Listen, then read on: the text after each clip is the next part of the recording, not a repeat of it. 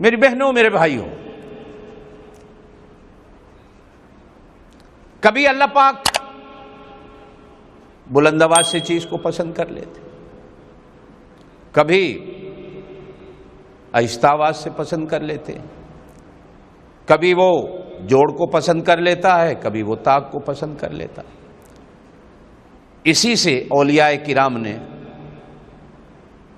ذکر و اذکار کے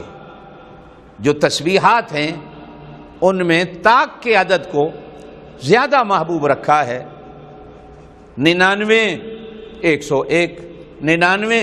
101، 33 33 33 چلے جائیں تو 99 بن جاتے ہیں،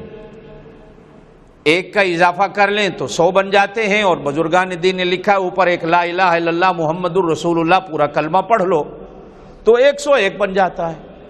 اب تسبیحات کے دانے بھی کسی کے 99 ہیں، کسی کے 100 ہیں، کسی کا 101 ہے، اور یہ بات بھی یاد رکھنا کو تسبیحات پہ پڑھنا سنت نہیں۔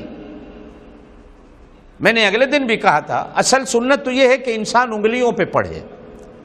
تاکہ قیامت والے دن ان کے اندر سے بھی وہ نور کی لاٹیں اور نور کی شعائیں نکلیں، جس نور کو لے کر آپ پل صراط کو پار کر لیں۔ صرف ایک عادت بن گئی، اور عدد کا بھی بعض اولیاء کرام نے تو یہاں تک بھی لکھا جب وہ بغیر حساب و کتاب کے دیتا ہے تو ہم کیوں اس کا ذکر عدد اور گنتی میں کرتے ہیں؟ ہاں، بعض اولیاء کہتے ہیں کہ بعض چیزیں اس نے گنتی میں رکھی ہیں، جیسے 4 3 2 نمازوں کی رکعتیں ہیں، طواف کا ایک عدد رکھا ہے، صفا مروہ کا ایک عدد رکھا ہے،